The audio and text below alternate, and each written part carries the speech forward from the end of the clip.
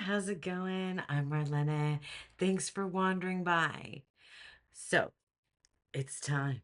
It's time for me to go through this basket right here of, oh my gosh, can I even, ugh, this basket of, and I got them all to fit in here, of 25 decks that I said back in January in this video. I'll put up I'll put it over here and I'll leave the link in the description below. Back in January in that video, I said I made myself a list of 25 decks that I wanted to work with in 2025. And now it's time to review how that panned out. Now, I had meant to I had all good intentions of reviewing this quarterly and like giving you updates as the year was going on. And I think I did one. I'll put that one up here too. I did one in the first quarter and then I stopped. I stopped updating you. So I have news, like I have reviews. I have things to say about the decks that I did and maybe some that I did not get to.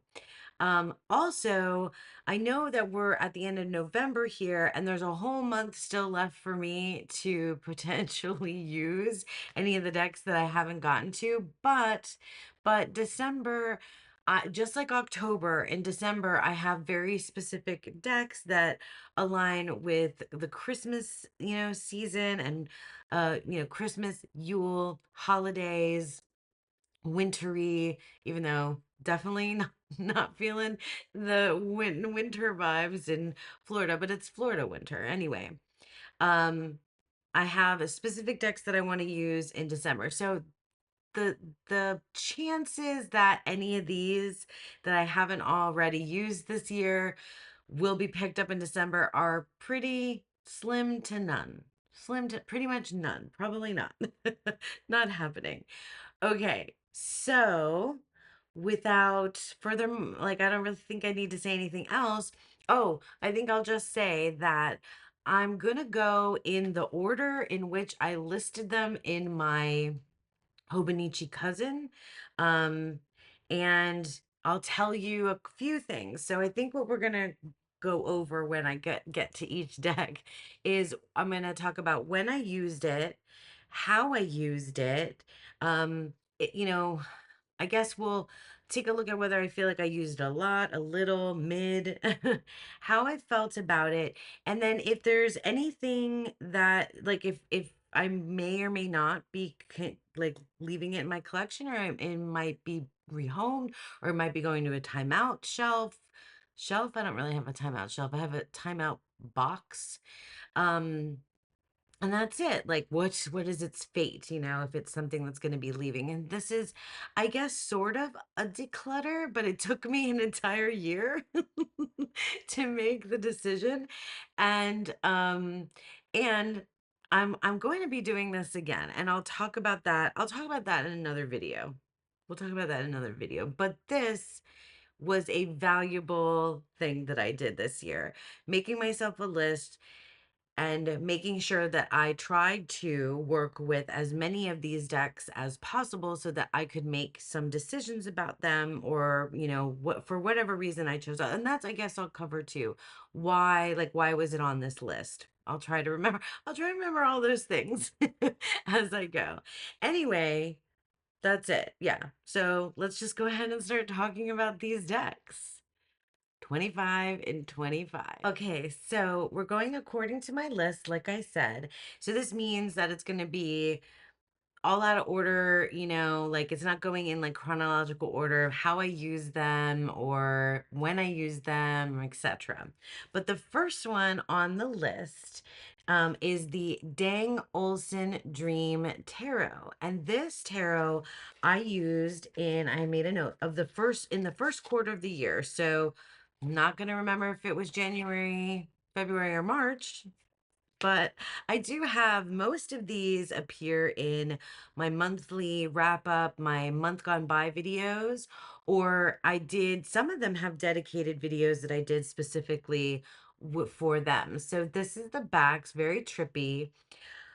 I think what I remember, because now we're going back to like the very beginning of the year, is that I was using this deck. I think I realized that this deck was a deck that read well for other people. I used it, I remember a few readings that I used for it with a friend of mine or a couple of friends of mine. This is a fabulous indie deck. I'm not sure whether or not it's still in print, but if you haven't taken a look at this and you are into weird, strange RWS, but this also is a little bit thothy too. It's got some things in there. Um, but like I have such an affinity, I'm realizing, for these illustrated like cartoon, they feel like cartoons, like it's very nostalgic for me, these types of illustrations that are cartoons, because I'm a, Saturday morning cartoon kid, or I was. I was an 80s kid. Anyway, this deck is it's just a charmer. And I remember, I think one of my big takeaways from it was that it worked really well reading for other people as well as for myself. And it's just, it's psychedelic, it's funky, it's different. And this one, well, I said how I used it, I said when I used it, and I said, oh, why did I put it on the list? I put it on the list because it was brand at the beginning of this year, it was still brand new to me. Like I hadn't used it yet. So it was new to my collection at the beginning of the year. So this is a fabulous tarot, love it, and it's definitely staying in my collection. Really good tarot deck. Next tarot on the list in my 25 and 25 is the Tarot of the Crystal World. So the Tarot of the Crystal World, another indie deck, and the reason why it was on my list for this year to use is because it was also brand new to my collection and I hadn't used it yet. So I didn't get to this tarot until the third quarter of the year. So no, yeah, July, August, September. I don't remember which month I used it in. I'm pretty sure, I want to say August, July or August. I can't remember. This doesn't really feel like it needs to be a summer deck or a seasonal deck at all. This deck makes me think of The Gunslinger by Stephen King, which is one of my favorite. Oh, this tattoo is Go Then There Are Other Worlds Than These is from, and that's the rose from The Gunslinger. Anyway, obviously the Gunslinger series is one of my favorites by Stephen King. And the Tarot of the Crystal World, here's the backs. It has the gold edging. Um, Reminds me, it just has a feel that feels like the Gunslinger to me. Um, so I used it. I don't think I used it a lot. Let me be honest with you. I didn't use it a lot, but I don't think it's something that I ever would let go of. At least not at this point because I haven't used it enough, I think, to make that kind of a decision.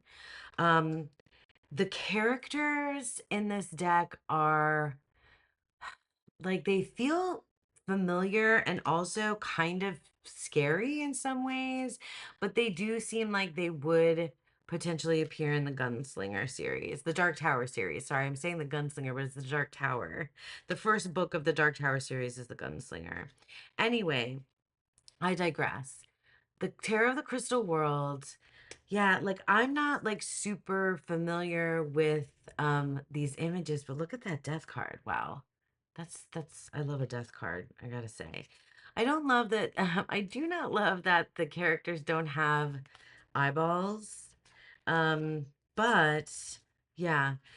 I don't know. There's something about this deck. I don't know what it is. I think I don't know if I talked about it this way that like when I talked about it before, where I just like couldn't put my finger on what it is about it. But I know I used it. I think I used it mostly in personal readings. I don't believe that I use this to read for other people. You see, guys, I make videos and I don't remember what I say in them. You can tell me. Look at that Nine of Wands. Nine of Wands is a card that stalks me. It freaking stalks me. This seems very RWS, right? Oh, but that's the Three of Pentacles and not the Five. That's interesting. That is interesting, huh? Anyway, I love a deck that has like its own world, that has its own narrative, that has a story that goes kind of, like in different directions than your traditional tarot, right? Four of Swords. Anyway, it feels post-apocalyptic. It feels dystopian. It feels like very, I don't know, sensual too. And it feels, yeah, earthy. Um and I'm going to keep it and I'll hopefully use it again sometime soon. I'm not going to put it on like another like list. It won't be like going to the 20 the 26 and 26 list. There will be that list, but that's going to be something else. Anyway, the Tarot of the Crystal World, used it sometime in the third quarter. I'm pretty sure I enjoyed it, but I don't think it was as memorable as some of these other decks are to me, which I find interesting. It wasn't like a standout for the year, which I'll be doing a video talking about that as well at some point before the end of the year. But yeah, I mean, it wasn't a standout. It was like it was okay. It was good, and it has, I think it has value. I just really haven't. I didn't really get enough like I don't know. It didn't like change my whole life, when I used it this time around. So we'll see, what happens in the future. Okay, next deck I don't have much to say about because this is one of the decks that was on the list and I didn't use it. I wonder if you guys can guess of if you've been following along, you'll know. Um, but if you haven't, um, then you'll this will be a surprise to you. So obviously. But this is the Tarot of the Crone. Okay, the story about this deck. Why is it on this list? Because this was a deck that I was like a unicorn deck for me. It's a deck that's out of print, a deck that I wanted for a really long time, and a deck that was gifted to me by one of my lovely, viewers and tarot friends out there. Sent this to me, and I haven't I've used it. I mean, I have used it before, but like very, very sparingly. I'm pretty sure. And then this year I was like, I'm gonna work with this deck. I really wanted to like use it for like specific things, like getting in touch with like the divine feminine and like obviously crone energy because like I'm perimenopausal. I am 46 years old. I'm heading into like these crone years and I wanted to connect with that. And this deck is oh, I love that it's all black backs. But I didn't pick it up one time this year. I did not. I confess. It didn't get any use at all. I don't like this card. Sorry, but I don't. Some of the artwork I really enjoy and some is not my thing. I do like how different and out there and weird and I love the guidebook for this deck. Um but I don't know why. I cannot tell you why I didn't pick it up. I guess I just was interested in other things. I guess I was just I kept thinking about it and does this mean that I'm going to rehome this deck or I don't think so. I'm not ready to do that because like I can't well, that's not true because I have definitely rehome decks that I haven't really used much because I just sort of knew off the bat that it wasn't going to be for me.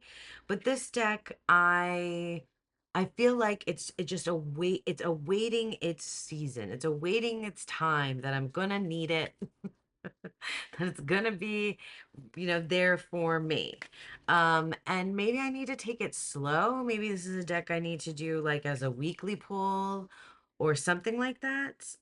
But yeah, I didn't, true confessions, didn't use the Tarot of the Crone once in 2025. So that is one, and I'll give you the stats at the very end of, how many of these decks I didn't use. But I mean, you can keep track along the way if you'd like to, but I'll give you those numbers because that's fun. So yeah, Tarot of the Crone, did not open it, did not touch it, not one time. Okay. And then number 4 on this list, I mean, this is just a list. It's not like they're not ranked in any kind of way. It's just I wrote them down in this order when I thought of it at the beginning of the year. All right, so this deck next is the Alchemical Tarot, renewed, the 6th edition by Robert M. Place. Have I been saying the names of everybody? I guess sometimes I do, sometimes I don't. I'm really bad about consistency like that. So I love this slidey two-piece box like this. Um, the thing about the Alchemical Tarot, okay, here's the thing. I used it. When did I use it? I used the Alchemical Tarot in the second quarter of the year. So it was, April, May, or June. April, May, or June is when it got used. Okay. I don't remember which month that was. But anyway, April, May, or June saw me using the Alchemical Tarot. It has the golded? No, the silver gilded edges. This is the back. Um, I I really want to use this deck more again. I don't think I used it enough when I had it out this year. And I think I still have a mental, like, sort of block with this deck where I feel like because I am not well versed in alchemy, because I'm not, it, as a, I think as a person who's like a teacher and an educator and an academic, I don't like I don't like it when I don't know stuff well enough to be like get all the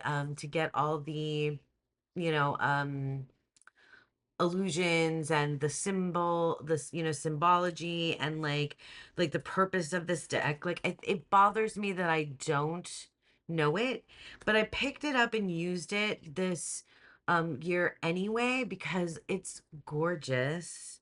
I love Robert M. Place's artwork. I feel like if I were not careful, I would probably collect like all of his decks just because I love the artwork. It's so clean, it's so crisp.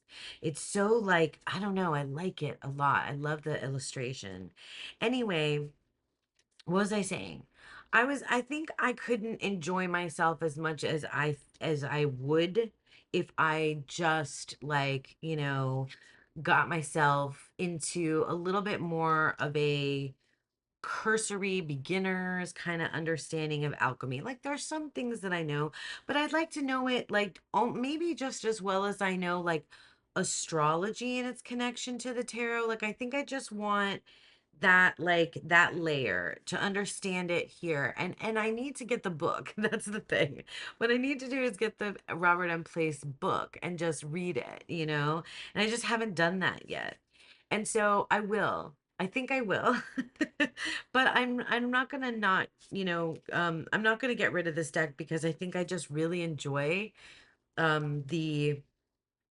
the artwork so much. But I don't know. I don't remember what I said in like my monthly wrap up when I talked about it. I know I used it. I think I used it for bigger spreads. I think, and I definitely didn't read with it for other people. But yeah, look at that. It's awesome. It is usable as a tarot deck without knowing alchemy, but like I want to know more about this. Like I need to know more about this. I can't I feel like I'm just not giving it its like proper due unless I learn that stuff. And alchemy is something that I want to know, but I don't know why it feels like of all the esoteric stuff that I've, you know, kind of read up on and have like a kind of a little bit of a cursory understanding of. I'm not certainly not a scholar of any of these particular subjects. I don't know why alchemy gives me like the most pause, like why I'm just like, ooh, that's intimidating. Because I'm not intimidated. I wasn't intimidated by any of the other things. So I don't know. But the Alchemical Tarot Renewed 6th edition is a keeper. It's going to stay. And like, those are my thoughts on it, really. Okay, so the next tarot on this list is, and this is a great bag match. This is the Elemental Tarot. Now, I probably won't go on for too long about this deck. Here are the backs. It's very glossy. I put this deck on the list because someone gave it to me, and I thought it would be something that I would really dig. It is different, okay? And it is the team. Oh my gosh, I forget their names, but they do the tarot, or not, the Oracle of the Radiant Sun, the Moon Oracle. They're, they have other decks, and I've rehomed every single other deck of theirs. So I feel like maybe this style is not for me. And I did do an entire, like I said, dedicated video to this deck. It has a lot going on, okay? So it has, and if you watch that video, you'll know I go through the guidebook. I discuss all the like where to find all these different symbols, what's going on with the keywords, the gods and goddesses or deities that appear on the card. Like there's a whole lot of business, esoteric business and stuff happening on this deck. The entire the what do you call them? The major cards. It has a poem, one line from a poem on each card that's like an ongoing poem, and that's cool. Like I feel like in theory this deck has all the things that I love. It's got poetry, it's got the esoterics, it's got, it's just got a bunch, it's got symbolism, it's got deity. It's like cool and different and quirky and weird. It's got kind of this like cartoon type illustrative style. I'm not like super always into the super bright colors, but it varies, like my mood varies, I have aesthetics. My aesthetics change, because I'm a Gemini and I can't, ever kind of solidly land on anything. But anyway, you would think that this would be a deck that I would really enjoy, but I just didn't like it as much. It was okay. I think that's where I left off with it. It was okay. There were things that I really enjoyed about it and things that I didn't. So I think with the Elemental Tarot, oh, when did I use it? The second quarter. I used it in, so that was in April, May, or June is when I used it. I think that was April, I want to say, but I don't remember.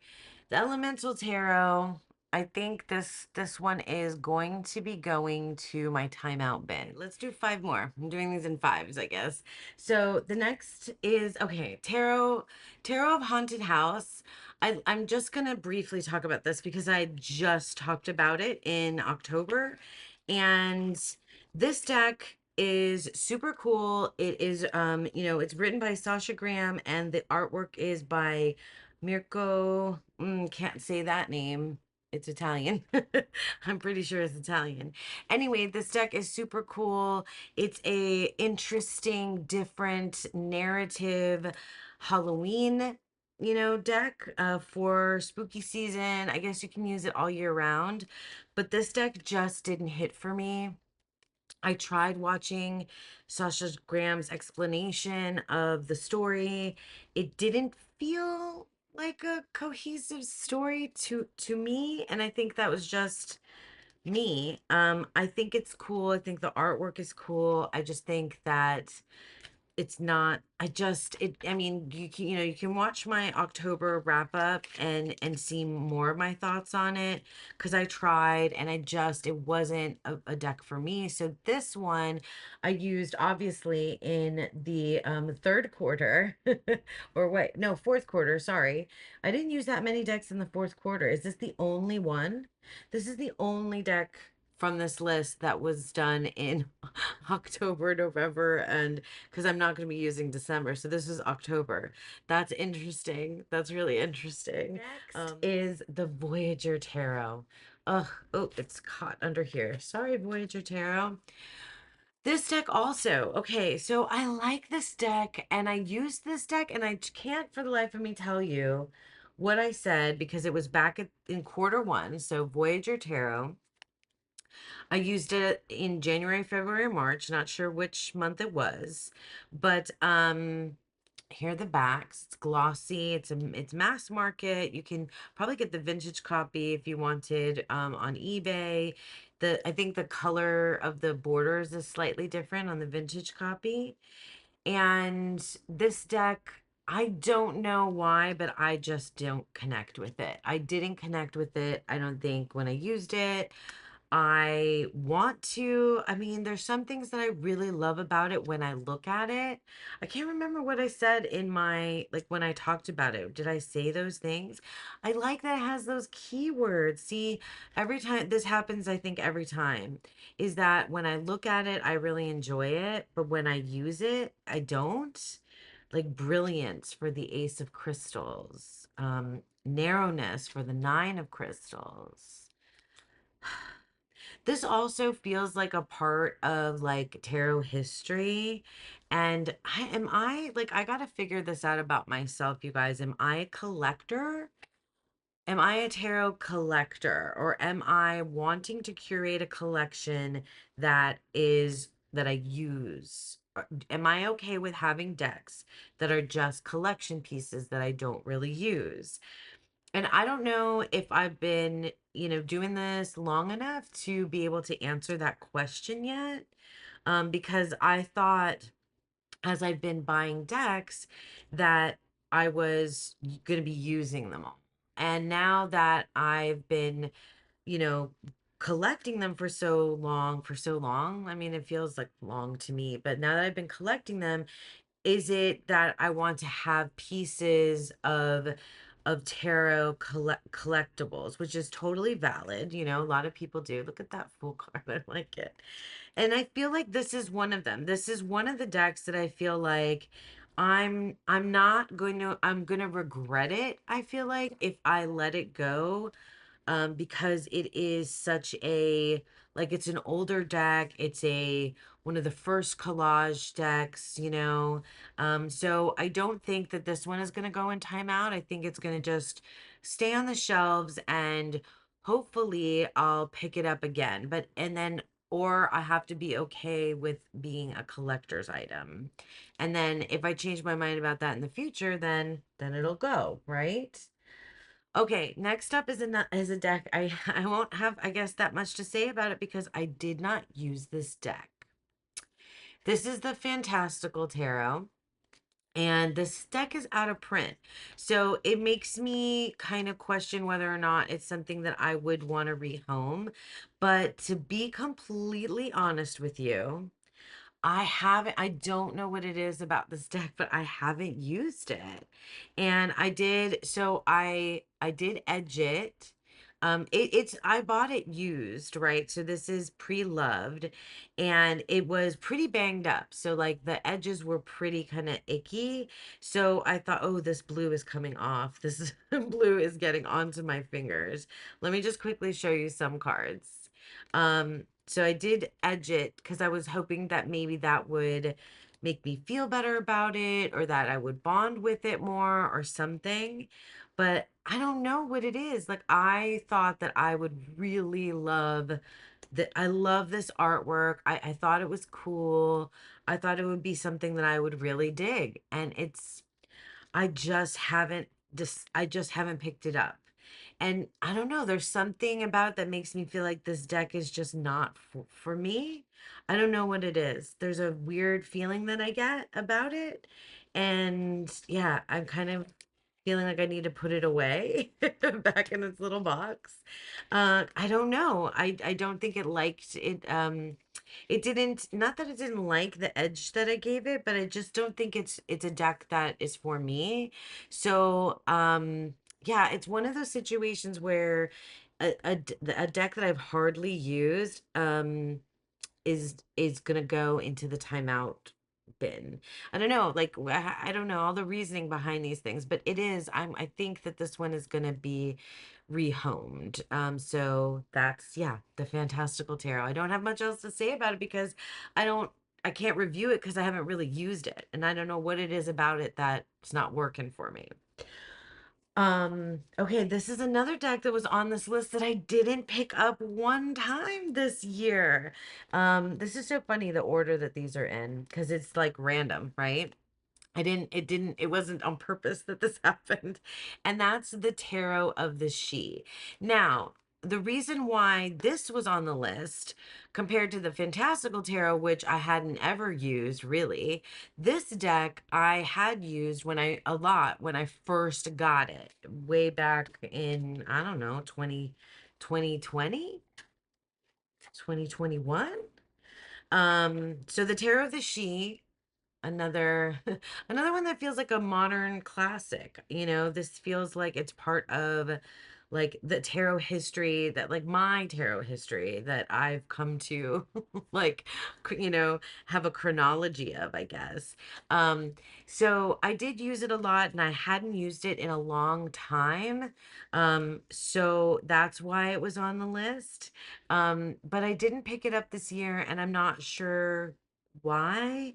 Because I mean, I have like it's a fairy deck, right? It's a deck, a fae kind of deck, and Tarot of the She. Um, and I usually use those in March. Around spring, it feels like the time to use, or at least this deck feels like a spring fairy deck. Um, so I just didn't. I'm just looking at it because I really love the keywords. This is a deck that's gonna stay with me. And I guess I just picked up other decks. I was trying to do this and also trying to do, use other decks, using my jar of prompts to pick out decks. So that's why this one didn't get use. But I've edged it in black. Did I show you that already? It's a fabulous deck. Like, it's so good. It's got poetry in the guidebook. Like, this is a deck that I know that I like. I just didn't, for whatever reason, feel like it was gonna, I don't know, I just didn't pick it up this year. But I'm pretty sure that it'll, as long as it's in my collection, that it'll come out and I'll use it again at some point. It just needs wasn't its time this year. So the Tarot of the She. And then lastly, not lastly, out of these five, I'm doing these in like chunks of five. The next, because I'm like, can only handle five in front of me at a time.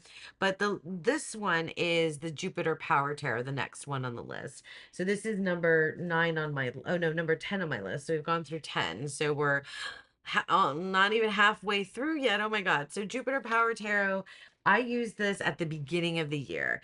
This deck is a vibe, and that's it. I mean, it really is. It's poetry also. It's connected to, the planet Jupiter. It's connected to like plant and flower energy. There's a guidebook that's really cool. This is by Six Sad Girls. I talked about it a lot when I used it. It's weird and different and bizarre, and like it's just a mood, it's just a vibe. Some of the art I prefer over others. Like, I don't like some of these faces. I don't like the majors as much as I like the minors in this deck. And I like it for what it is, I like it for what it is, for when I need it, for when this colorway and this vibe and these flowers and this kind of like weird, gooey sensibility will come over me. That's when the Jupiter Power Tarot will come out. And I dig it. And I think I want to get the Moon Power Tarot at some point because I have Mars Power by the same creator. But yeah, this is a good one. It's a good little vibe, and if you like this kind of weird, different, like totally outside of the box kind of tarot, this is that type of tarot for you. Okay, so the first of the next grouping of 5 on the list is the Liberty Tarot. You guys, is this deck out of print now? It might be, but this is a deck that has the Deccan's like depictions on it. Um, and it's an esoteric deck, and it has, that's why I got it. So yeah, it has, do I have this in deck in order? No, I don't. I used this deck not a whole lot, but I did use this deck in the first quarter of the year. I don't know, I have no idea what I said about it when I talked about using it. But so you can see that it has your, so this is the 8 of discs or spheres, and it has at the top Sun in Virgo, and yeah, it's a Virgo card. And so on the bottom, I guess, is, I mean, it's reminiscent of Thoth on the bottom, but then there's these other illustrations that I think are related to the Decans, and I'm not sure if it is the like the depiction that is discussed in Liberty, or if it's discussed in um the Picatrix, sorry, or if it's from other sources, or several other like amalgamations of sources where you can find, about the Decans. So it's, yeah, the Decans are part of my practice forever now, and having more Decan decks, I guess, is fine by me. So I didn't use it a whole lot, but I could see myself reading with this deck, but also using it for specific deck and work as well, in the future. It's a cool guy. I mean, it's a really cool deck. So yeah, Liberty. I hope it's still in print because it's such a good deck. It's so cool. Then we have, okay, so we have another deck that I did not use once this year. Not at all. Didn't pick it up and have barely used it in the past. And I think like this means that it's not a deck for me. I think that's what it means. And that's the Handle Tarot. I do have now versions of the guidebook for this, and I thought maybe I would try that out and see, but I have no desire. I've just had no desire to use this deck. And maybe I'm being too am I being too hasty? No. I think I gave myself, I put it on a list. I gave myself the opportunity to want to pick it up, and I just did not. I just did not. Material gain. 9 of stones. See, like, I don't know. Like, it's interesting because I just talked about Liberty, and like, this is a thothy kind of deck. It has I Ching on it as well, which I think maybe that throws me off too. Um, you know, I don't know. I just have had no interest in it. And I think that's telling. I think it's telling that I spent a year and I just didn't, I didn't use it. I didn't pick it up at all.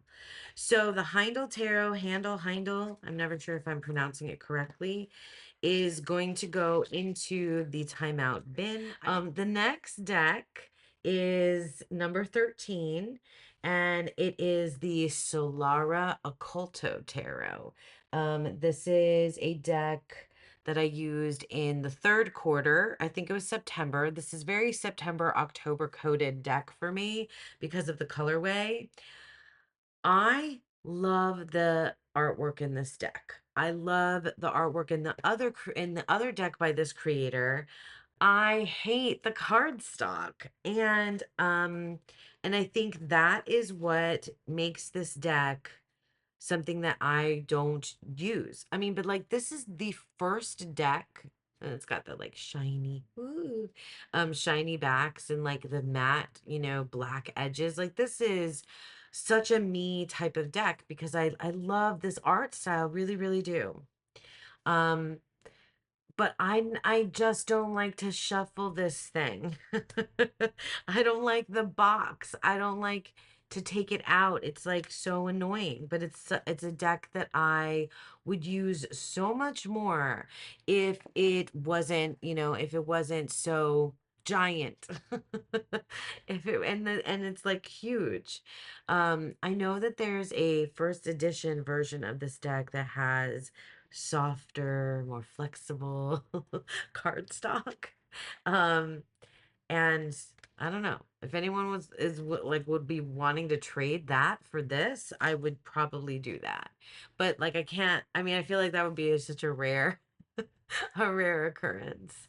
But this deck is not going to leave me because I love it. But it's just, I just had to whine about it. You know, I had to whine about the cardstock because damn. Okay, next up is the She-Wolf Tarot, which is a deck. This, my copy I got, it's so busted up. I got secondhand. I'm not sure which edition this is because there's a lot more. The She-Wolf Tarot I used in the first quarter. I still have mixed feelings about this deck, but I'm pretty sure I'm keeping this one because there's something about it. There's definitely something about it. It's got these, it's beat up. I mean, I didn't use it that much. Did I use it? I think I used it a bit at the beginning of the year. I think enough because I have like memories of it. I have opinions about it. It's another deck that's very moody. It's a vibe. There's something very it's very astrological. And now I can't remember if the way that the creator talks about the astrology matches the way that I think of the astrology. But it's yeah, it's kind of its own thing, you know? It's really doing something of its own. But I like that it's thothy, or intended to be thothy. Uh, yeah, it's just full of naked people. It's just full of naked people. Um, you know, looking sad on the edge of a, cliff, underneath a planet. Is that I don't know what planet that is, but that's and then there's like snakes everywhere and it's this collage art, but it's like spread out, it's collage, it's I don't know. It's not like my style, but it is something that I think is unique. And I think it makes me think when I use it, it's probably not a deck that I would use like a lot, but I think I like to have it as an option, on the shelves, the She-Wolf Tarot. So yeah, I put it on the list because I wasn't sure. I think I put it on the list because I wasn't sure if it was something that I wanted to keep or not. And I wanted to see how I felt about it with more use. And I think I like her. I like her. I like the She-Wolf Tarot. Um, I don't love her, but I like her enough to, that she should stick around. Number 15 on the list is the Intuitive Tarot. Now, this is a deck I love that I hadn't used in a while. And so that's why I put it on the list. And the Intuitive Tarot I used in the third quarter. So that was July, August, or September. Believe it was September that I used it. This deck is, yeah, just a love. I love it. It's again moody, but in a very different mood. Very different mood. These are the backs than the She-Wolf Tarot. It is a deck by Stella Conway. It's an older deck. You can find a vintage version that has I believe, white borders. I think this is Thoth inspired, or maybe it's me. I'm not sure if that was the intention of the creator, but I think I see Thoth vibes in this deck. But it's Rider-Waite-Smith as well. I love the ovals. This is a really cool deck, and I didn't use it a whole super lot, so I don't have a lot like new to add to my experience with it, but it's a goodie, It's a really good deck. I don't know what else to say. Like running out of things to say about Tara, but this one is a good one. It's going to stay. But I never thought it was going to leave. Like this wasn't ever like in question. It was just you need to, put this one to use this year. And I just, wanted to use it. So that's why the Intuitive Tarot was on. So in this next grouping to start off with, we have the deck of the odd. And I guess I won't spend too much time talking about this deck because I definitely did a dedicated video to it. So you can check that out. This deck is an indie deck. It's collage style. It does what it says on the box. I mean, it is a deck of the odd. It is weird. It is different. I don't love the card stock. But I love these images, and I'm so glad that I made sure to work with it this year. This is, I mean, it's not like a top tier like deck for me, but I really do like it.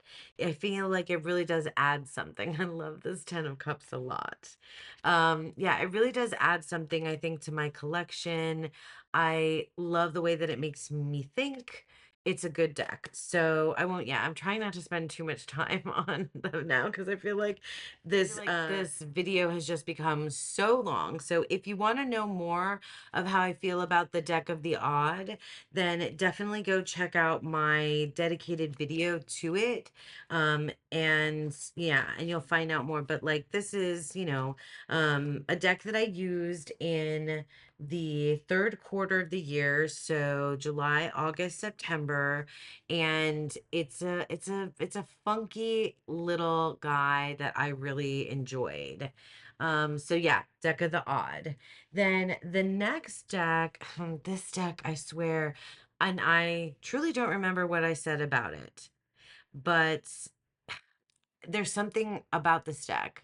It's the Primordial Tarot, and it's a Lo Scarabeo. I have a few of these decks that come in this box, um, and I don't like the card stock for this one, but there's something about this deck that like I keep thinking I'm going to not use it or not like it or need to move it along, and then whenever I look at it and think about it, I don't want to. It's weird. It is not, it's, you know what? Maybe I just need to stop thinking about it as tarot because it's really something other than that. And I think what I like about it is that it has these, I mean, it's like Clan of the Cave. It reminds me of Clan of the Cave Bear series. Did you guys read those? I think I said that the last time I talked about this. But there's something about this deck. Oh, yeah, that's the Lover's card. Um, that makes me not want to move it along. And I like using it. It's kind of like a bonded pair married to the Power deck, Oracle that I use because they just have the same kind of colorway. And it's like I have to be in a specific mood for this deck, but yeah, I think that's it. I think I just need to be okay with the fact that I just need to be in a specific mood for it. The colors don't make sense to me sometimes. The depictions don't make sense to me sometimes. The guidebook doesn't make sense to me sometimes. But I think I like it anyway. Is that a weird thing to say? Like I think I like it anyway for what it is. I don't know. I just, I can't quit you, Primordial Tarot. I don't know why, but I can't quit you. So it's staying, and I put it in. I put it in this list because I needed to like think. I think I wanted to try to figure out what it was about this deck, and I still don't think I know.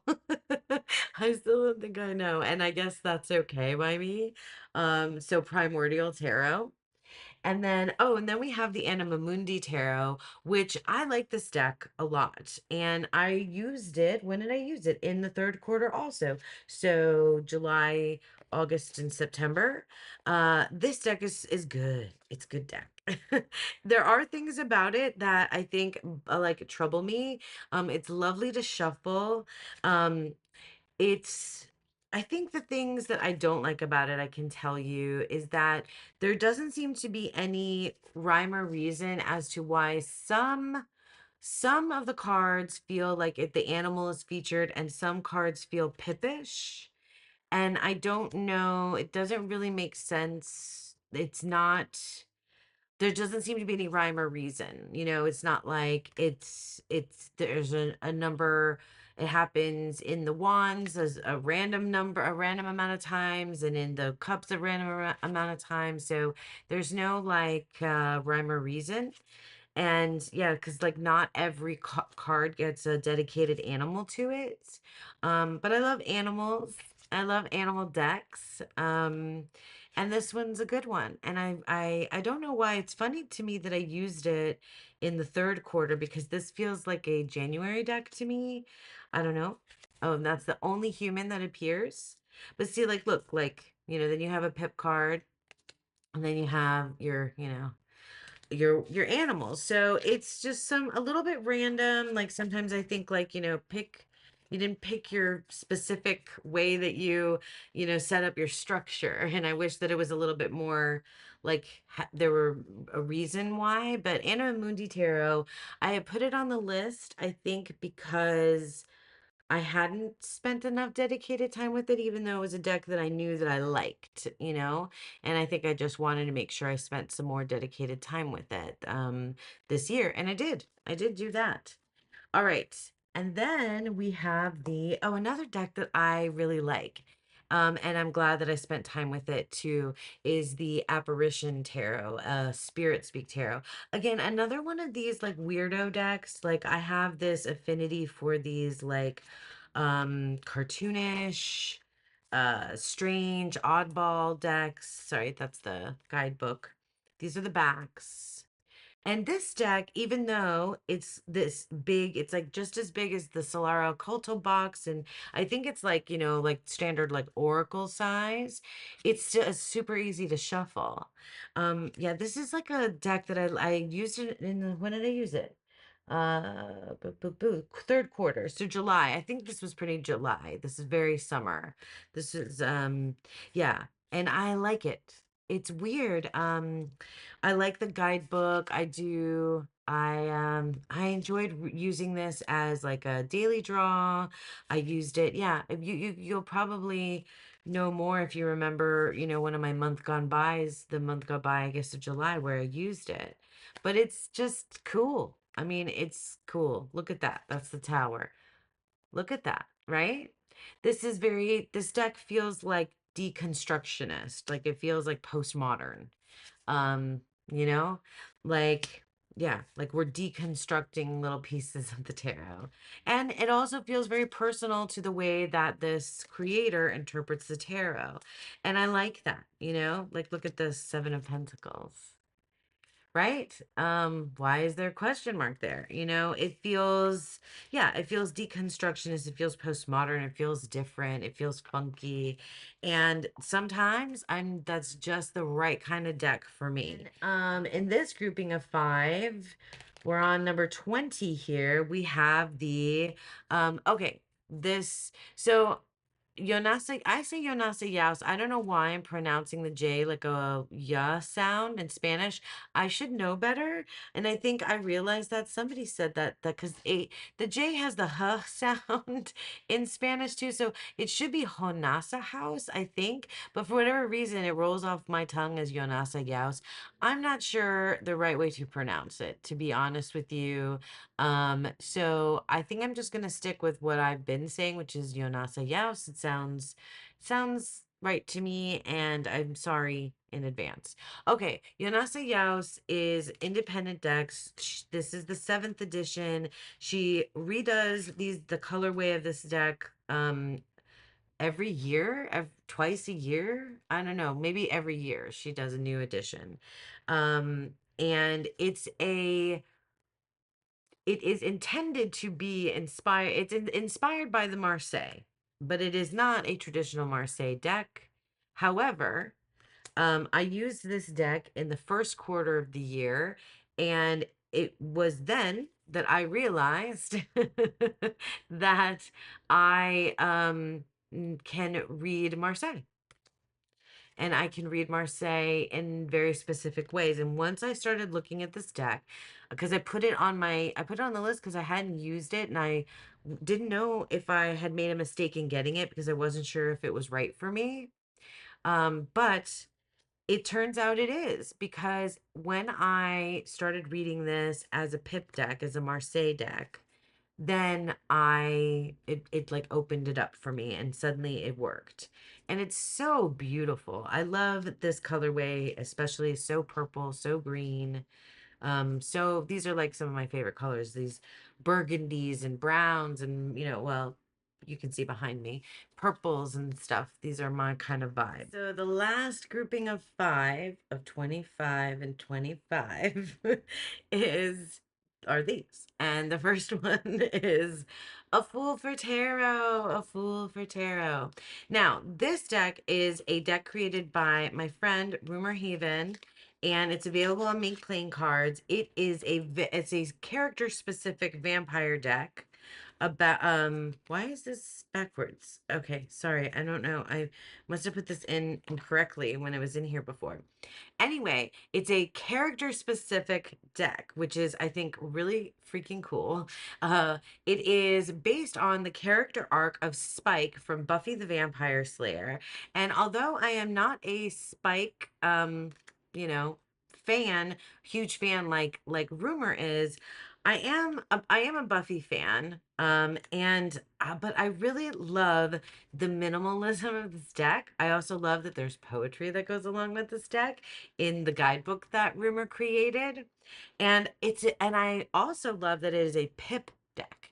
Now, the reason this deck got put on my 25 and 25 list is because I had just gotten it. She sent it to me as a gift, I think at the beginning or the very end of last year. So at the beginning of the year, I wanted to make sure I put it on my list so that it was a deck that I knew I was going to use it. So I think I gave myself some, freebies here.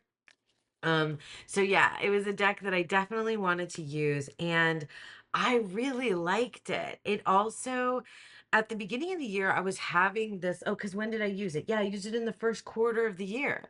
So January, February, March. I have a lot in here from the beginning of the year.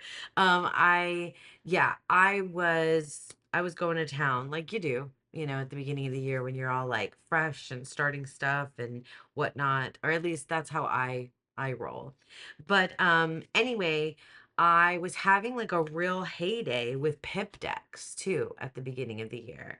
And yeah, I just think it's very clever. Um, just like Rumor herself. And I love having a deck created by a friend of mine. It was a lovely gift. And it is definitely one of my go-to pip decks because I think I used it across, I want to say 2.5 months. Like, not like every day, but it was my pip deck that I was using for like the first couple of months of the year. So, a Fool for Tarot, obviously staying very, very, very much staying on the shelves. And then the next deck that I have is the Tarot of the Divine. This is one of the first decks, if not this is the first deck. Yeah, this is the first deck that I got when I returned to tarot. It's not, this is a fairy tale deck, right? Or inspired by deities, folklore, and fairy tales. I do have the companion book that goes along with it that describes in very short detail, very short, like truncated, what do you call it, abridged versions of the story if it happens to be a longer story, or there's so much that deity encompasses too, you can't just like put it all in one little blurb, but it's enough. I think it's nice to have as a companion. So like the book that's in here is pretty good, but there's another like separate companion book that I think is really good. I mean, it says it's not like doesn't have everything in it, like you should do some of your own reading as well. But I love this deck. I love that it's like that they are connecting narrative to tarot. And if you're a person who learns things by bridging stories and concepts together, because not everybody learns through memorization, if you learn things because you're putting together ideas, concepts, and that's how things make sense to you, then this is a good deck to learn on. And because I think a lot of people would say that should not be a beginner deck, but I think, yeah, I think it makes sense. If you maybe, like step two after you've done like a cursory, like this card means equals this, kind of one word sort of thing. But I don't know. I just think it's amazing. Like, this is the fairy godmother and she's the magician. And I just like that's an amazing choice in my opinion. Um it's just really good. Isn't this Oedipus? Yeah. I think that's Oedipus. Yeah, for the Nine of Swords. So like, it crosses different cultures, mythologies, and deity and folklore and etc. And it's just and the illustrations are divine.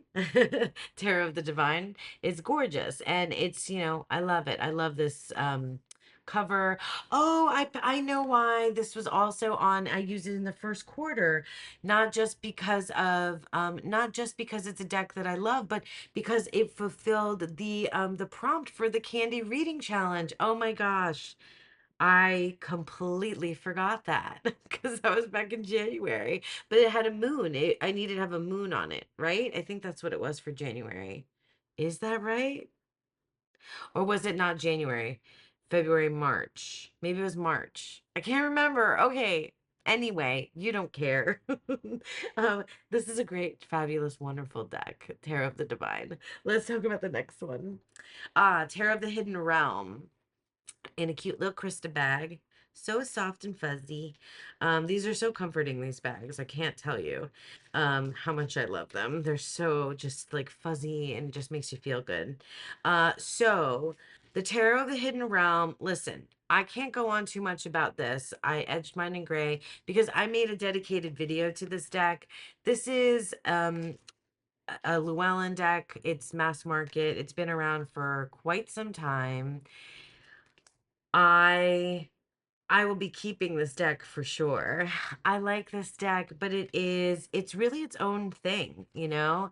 I had a lot of fun thinking about characters in this deck when I looked at it. I did a whole video, like go watch it. If you're so inclined to know like what I think. Like I was really looking at each card in succession, what the majors did, the story of the minors. I was looking at to see if any of these characters reappear. I was like giving them backstories aside from the story. I don't think I spent too much time in the guidebook this go around with this deck, but it's cool. I don't know if I think of it as a fairy deck. They feel more people-y to me, like fantasy characters in a fantasy novel, not necessarily fae, or like they're not like the fairy creatures I think of that are like we people, but more like human size, fairies, like maybe more like elves. Maybe I think of them as more like elfin, like kind of like Lord of the Rings elves, kind of. They seem more like that than they do fairies to me. They seem more like I would think of elves, but like kind of like Lord of the Rings elves. I guess that's kind of how, even though I don't think I said that in my video, that's how I was thinking of them. But yeah, great deck, good deck for me. I will definitely, be keeping it. And yeah, I said lots and lots more about this as well. Um, and then we have the Animal Totem Tarot, which is in this. This is not a tarot bag, but it was repurposed as one. The Animal Totem Tarot, when did I use this? Oh, Terror of the Hidden Realm I used in the third quarter. And also Animal Totem Tarot I used in the third quarter. I've edged this. This one was one of the first like edgings that I did where like it's definitely bleeding. Oh, can you see that where it's bleeding onto the front side? I kind of like that, that it has like the markings of like my not knowing what I was doing. This is a great deck. I love, like I said, animal decks. I put it on my list because wasn't using it a lot. Oh, and the Tarot of the Hidden Realm was on there because it was one of my oldie favorites that I hadn't used in a long time either. So that's why these were there. And I think I had used the Tarot of the Hidden Realm more than this one. But I think I was only using this deck like for specific practices rather than reading with it. And I wanted to read with it. It's a good reader. And this is the type of animal deck that has one animal dedicated per card. And the guidebook is, I mean, the guidebook's okay. The guidebook is okay. I don't love it. I think I said that in my video too. It's a good, I don't know, it's just like a good all-purpose animal deck, I think. Like I think it just works as, Eight of Wands, horses, like yes. Four of Pentacles, squirrel. Um yeah, it's a good one. It's a good animal deck. I like it. So it's gonna hang around. And finally, last is a deck that I did not touch once this year. The dinosaur Les Dinosaures de Marseille. Dinosaur Marseille Tarot. This deck, I probably should have waited and maybe thought about it more before I got it, but I was just like, dinosaurs, so cute, gotta get it. And it was pricey. It was a pricey little guy. Um, and I hadn't even started reading with Marseille. And now I do read Marseille, but it's still kind of difficult for me to like figure out what I'm looking at with this deck because the suits are renamed and it's like a whole thing. So while it's like ridiculously cute, I still am intimidated because I think it's going to be a hard deck for me to read. So, do I have this in order? I might have done that. No, maybe not. Or maybe so. I can't tell. See, that's not a good sign that I don't know whether or not I have it in order. Maybe I do. But it is I mean, like it's just such a cute yeah, it is. It's in order because those are the pentacles. And I think this also has like does it have enough to make it a minchiati? And now I don't remember exactly what that means, minchiati. I think because that'll have extra cards. But anyway, this deck, it's so freaking cute. Like, I'm not gonna let it go, but I need to get over myself and just work with it. Because I can read Marseille. Um, I can read Marseille. I can read Pip decks. I can read them. But this one, oh my God, it's so freaking cute. Like, don't you like dinosaurs? Don't you like the dinosaur in a hat? Like, come on. Don't you love a dinosaur in a hat? It's so freaking cute. Look at this. She's amazing, right? Dinosaurs, royal dinosaurs. They're just like really freaking cute. And yeah, I just have to get around to this. I'm not sure when that's going to be, but I know it'll happen at some point. The Dinosaur Marseille Tarot. Okay, that's it. We did 25 and 25. This is a ridiculously long video. Thank you so much for sticking with me. Let me tell you really quickly. I mean, I guess my stats, the only stats that really matter are that I worked with 20 of the 25. There were only 5 decks that I didn't touch. And I feel like that's pretty good. 20 out of 25. And I worked with these decks. Some of these decks I worked with a lot more than others. And some of them, like you saw, are going into my, timeout bin. Yeah. So this was, I can say overall, a really good thing that I did, like a good idea. It was something that I think was valuable. I think I'm glad that I love making lists. I'm glad I made the list. I'm glad I kept track of it. I'm glad that I know now, how I feel about some of these decks very clearly. I'm glad that I put them through this rotation. I'm glad that I was working with decks that I have, It doesn't mean that I didn't buy anything this year in 2025, but I think it kept me from going too ham, on buying. I don't know if I usually ever say that phrase, but it kept me from buying much, much more. And that's good. And that's my plan for 2026. But I will talk about that more in an upcoming video as we head into the end of this year of 2025. So that's it. We did it. I got through 25, 25, got through this video. It was excruciatingly long, probably for you guys. So thank you so much for sticking with me. I hope you enjoyed that. Tell me what you think. Tell me if you did something similar. Tell me if you plan to do something like this for 2026. Yeah, just talk to me in the comments. And thanks again for being here. I hope that you all have a beautiful, wonderful day. Bye.